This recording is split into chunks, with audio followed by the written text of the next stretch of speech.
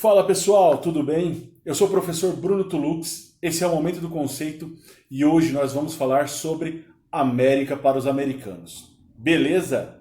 Vamos lá então!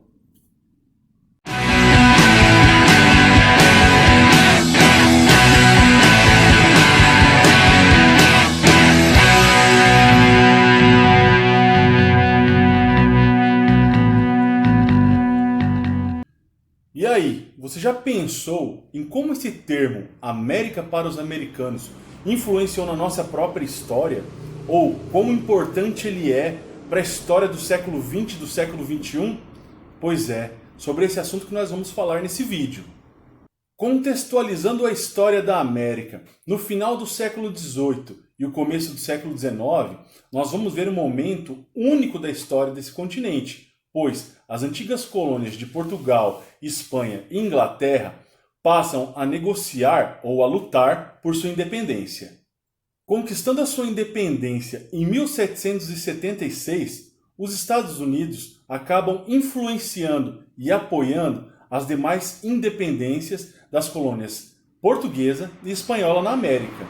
Esse fato é muito importante porque dá o start, dá o início a uma nova política americana para o continente. A política isolacionista do então presidente George Washington dá aos Estados Unidos uma condição de desenvolvimento e de autonomia, que vai ser refletida anos depois com um outro presidente, que vai propor uma nova roupagem para a atuação dos Estados Unidos na América. James Monroe foi presidente dos Estados Unidos entre os anos de 1817 e 1825. Porém, foi em dezembro de 1823 que ele apresentou ao Congresso americano uma série de medidas que passaram a ser conhecidas como Doutrina Monroe e que dão origem ao conceito que nós trabalhamos hoje, América para os americanos. A doutrina Monroe, então, pode ser sintetizada em três princípios fundamentais. O primeiro ponto a ser destacado dessa doutrina Monroe era justamente a posição contrária dos Estados Unidos ao surgimento de novas colônias na América, que deveriam ser governadas por potências da Europa. O segundo ponto a ser destacado dessa série de medidas propostas pelo presidente James Monroe é justamente a não intervenção dos Estados Unidos em assuntos internos das colônias americanas que se tornaram independentes, proporcionando a sua autonomia e o seu desenvolvimento. Fechando esse ciclo, então, nós temos o terceiro ponto a ser destacado, que é justamente a não intervenção dos Estados Unidos em assuntos dos países da Europa, das potências europeias, que dizem respeito às colônias na África e na Ásia, ou a conflitos internacionais. Dessa forma, nós temos então concretizado essa doutrina Monroe como um processo que vai dar aos Estados Unidos a sua autonomia, a sua independência e que também vai defender os novos países que surgiram no continente americano, propondo uma política de isolamento continental contra as propostas e intervenções dos países europeus.